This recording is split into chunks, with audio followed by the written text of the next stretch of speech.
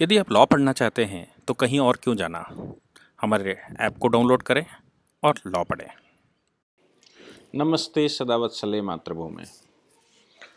पाकिस्तान के ऊपर जो एयर स्ट्राइक हुआ या उससे पहले सर्जिकल स्ट्राइक हुआ, उस पर बहुत सारे प्रश्न लगाने वाले भारतीय लोग, और भारतीय लोग क्या, भारत की जनता तो उस पर प्रश्न नहीं लगा रही थी। भारत की जनता अप्रिशिएट कर रही थी और भारत की सेना पर विश्वास कर रही थी। लेकिन भारत में पॉलिटिक्स का आलम इस लेवल पर पहुंच चुका है, इस लेवल की पॉलिटिक्स चल रही थी कि कोई कह रहा था कि सबूत लाओ, तो कोई कह रहा था कि फोटो खींच कर लाओ, तो कोई कह रहा था कि पेड़ गिरा कर आए हो, तो कोई कह रहा था कुछ हिला कर आए हो, तो कोई कह रहा था पता नहीं क्या क्या।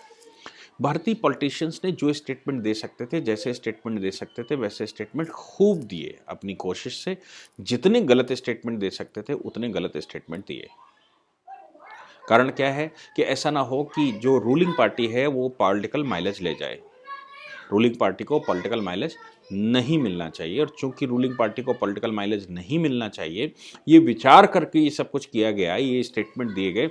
इसलिए सेना को भी नहीं छोड़ा, और पूरे भारत के शौर्य की जो कल्पनाएं हैं या जो व्यवस्थाएं हैं या जो भारत का शौर्य परंपराएं रही हैं, उस पर विश्वास नहीं किया गया। ये सारी व्यवस्था में जिस समय ये बातें हुईं, उस समय भारत की पॉलिटिक्स किसी दूसरे प्रकार की चल रही थी। भारत की पॉलिटिक्स में इस प्रकार से लोग हावी हो चुके थे, इस प्रकार विरोध करना शुरू कर दिया था प्रधानमंत्री और रूलिंग पार्टी का, कि विरोध करते करते सेना का विरोध, देश का विरोध और हिंदुत्व का विरोध, देवी देवताओं का विरोध सब शामिल हो गया। पाकिस्तान ने इसका लाभ उठाते हुए स्टेटमेंट देने शुरू किए कि अपने लोग वहाँ पर हैं। अपने लोगों में उन्होंने कहा कांग्रेस है, टीएमसी है, ये है, वो है, बहुत सारे, और अरविंद केजरीवाल शायद उनका भी नाम लिया हो, मुझे याद नहीं है, लेकिन बहुत सारे लोगों के लिए कहा कि ये लोग अपने हैं जो पाकिस्तान के फेवर में काम करते रहे हैं और करेंगे। ऐसे स्टेटमेंटों के बीच में जिस समय स्ट्राइक हुआ, उस स्ट्राइक का लाभ लेना की दूर की बात है, पाकिस्तान ने उस स्ट्राइक के दौरान अपने यहाँ कुछ डेलीगेशंस बुलाए, एकदम रातों रात उसकी सफाई की गई, रातों रात सफाई करके ये दिखाया गया कि कुछ नहीं हुआ, क्योंकि उसको अपनी जनता को भी सेटिस्फाई करना था। इसलिए उसने कहा हमारे यहाँ कुछ नहीं हुआ, कुछ होने वाला नहीं था, और ये हिंदुस्तान की झूठी कल्पनाएं हैं और ये वो। और हिंदुस्तान के पॉलिटिशियंस ने भी इस तरह के स्टेटमेंट देने शुरू किए। इमरान खान प्राइम मिनिस्टर हैं, इमरान खान ने बड़े सारे स्टेटमेंट देने शुरू किए। पाकिस्तान की मीडिया ने चिल्ला चिल्ला के कहना शुरू किया और बताना शुरू किया। हालांकि भारतीय प्रधानमंत्री ने उस समय भी कहा कि हमको सूचना नहीं थी, हमने किसी को नहीं बताया था, ये तो पाकिस्तान के लोगों ने ही सबसे पहले, पाकिस्तान के डिफेंस मिनिस्टर, फॉरेन मिनिस्टर ने ट्वीट करके बताया कि भारत ने शर्मसार काम किया है। उसके बाद पॉलिसी बनी होगी कि इसको छुपाना है, तो वो छुपाने में लग गए, पूरी ताकत उन्होंने छुपाने में लगा दी, और यूएनओ में भी कहना, विदेशों में कह रहा। उसके बाद हम लोगों को याद होगा कि इमरान खान ने स्टेटमेंट देना शुरू किया था कि बालाकोट से भी ज़्यादा खतरनाक भारत कुछ करने की कोशिश सोच रहा है, ये है, वो है। तो उस समय भी कंफर्म हो गया था कि बालाकोट का हमला बिल्कुल हुआ था, और बालाकोट में आतंकियों को ढेर किया गया था। भारत ने सूचना दी थी कि कम से कम 300 आतंकी, इससे ऊपर भी हो सकते हैं, वो 300 आतंकी वो जिनके मोबाइल फोन एक्टिव थे और वो बाद में बंद हो गए। इसके अलावा जो आतंकी जिनके पास मोबाइल फोन नहीं रहे होंगे, उनकी कोई सूचना अपने पास नहीं। तो 300 आतंकियों की बात कही गई। इस बात को लेकर भारत में भी बड़ा बवाल हुआ और पाकिस्तान में होना ही था। लेकिन अभी आगा हलाली, जो पाकिस्तान के बड़े भारी बुद्धिजीवी माने जाते हैं और अक्सर टीवी चैनलों पर डिबेट करते ही रहते हैं, वो प्रधानमंत्री, वहाँ के प्रधानमंत्री की आलोचना करते हुए या उनको ये करते हुए कि हमारी पॉलिसी क्या और उनकी पॉलिसी क्या, वो बताते हैं कि हमारी पॉलिसी, उनके जो टॉप के लोग हैं, जैसे पुलवामा उन्होंने किया या उरी उन्होंने किया, तो बोले कि हमारी पॉलिसी ये है कि हम उनको उड़ाएं, ये हमारी बिल्कुल सही पॉलिसी है। और भारत की पॉलिसी ये है कि वो आतंकियों को उड़ाए। 300 आतंकी जो उसने बालाकोट में गिराए या मार दिए, वो आतंकियों के ऊपर हमला करते हैं, हम सीधी सेना के ऊपर हमला करते हैं, हम किसी से डरते नहीं हैं। वो अपनी तारीफों के पुल बांधते हुए इस तरह के स्टेटमेंट दे रहे थे। ये बता रहे थे कि पाकिस्तान कितना बड़ा नपुंसक है, और पाकिस्तान अपने यहाँ की बजाय भारत की जो अप्रत्यक्ष जंग लड़ता है, वो जंग का स्तर पाकिस्तान का क्या है और किस लेवल पर पाकिस्तान सोचता है।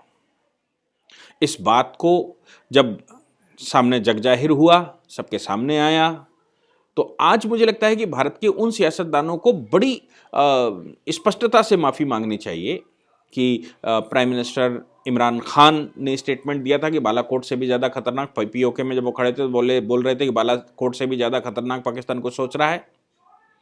अपनी पार्लियामेंट में भी उन्होंने कहा कि जो हिंदुस्तान है वो बालाकोट से भी ज़्यादा खतरनाक कुछ सोच रहा है। इसलिए जिस समय आपको याद होगा कि अभिनंदन को उन्होंने उठाया था, तो उस समय उसने प्राइम मिनिस्टर ने स्टेटमेंट दिया था कि भारत इस तरह का सोच रहा है, इसलिए हमको भारत को ये लौटा देना चाहिए, अभिनंदन को लौटा देना चाहिए। ये सारे स्टेटमेंट, इस प्रकार के स्टेटमेंट उस समय निकल कर आए। पाकिस्तान इतना घबराया हुआ था कि उसने पूरे विश्व में घूमना शुरू किया, लोगों से मदद मांगनी शुरू की, और चाइना से भी उन्होंने मदद मांगी। नो डाउट चाइना ने उनकी मदद की भी। चाइना ने उनकी मदद की जिस समय गलवान घाटी हुई। गलवान घाटी में चाइना बीच में आ गया, अन्यथा संभव ये है कि भारत पाक ऑक्युपाइड जम्मू कश्मीर को वापस लेने के लिए बिल्कुल तैयारी कर चुका था। वो फौजें हमारी वहाँ पर लग चुकी थी। वही फौजें फिर एकदम बॉर्डर पर तुरंत सजा दी गई, इस चाइना बॉर्डर पर, और हमारा जो हो सकता है कि हमारा उस प्लान रहा हो कि पाक ऑक्युपाइड जम्मू कश्मीर वापस लेंगे, वो हम नहीं ले पाए। लेकिन इस बात को खोलकर पाकिस्तान ने पूरे विश्व में यह बता दिया कि वो कितने बड़े नपुंसक हैं, उनमें कितनी मानवता है, और वो किस लेवल पर सोचते हैं और क्या उनका प्लान है।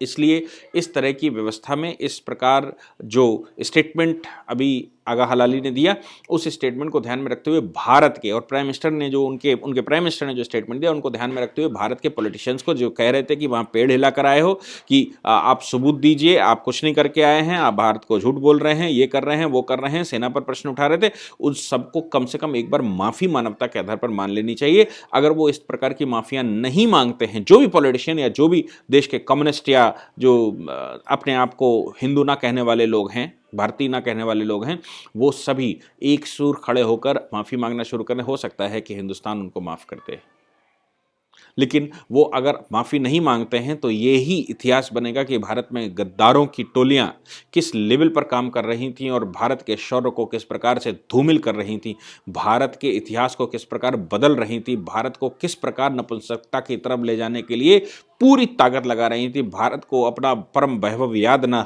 आए, भारत हीन भावना से ग्रसित रहे और भारत में हीनता फैली रहे, ऐसे सोच वाले लोग अभी माफ़ी मांग लें तो भारत बड़ा दयालु है, भारत के लोग बड़े दयालु हैं, भारत में माफ़ी कभी भी दी जा सकती है। इसलिए इन लोगों को हम तो माफ़ नहीं करते, लेकिन ये माफ़ी मांग लें तो शायद इनका कुछ कल्याण ऊपर वाला ही कर दे और भगवान इनकी कुछ तो मनोकामनाएं पूर्ण करे।